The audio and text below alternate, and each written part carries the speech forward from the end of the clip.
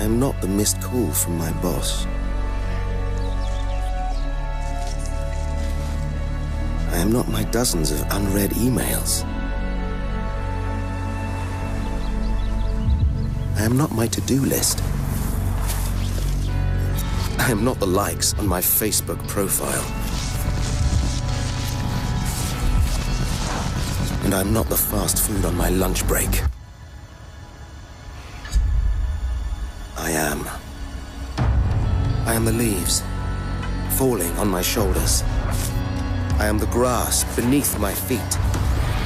The wind blowing through the trees. I am the water flowing between the stones. The soil running between my fingers.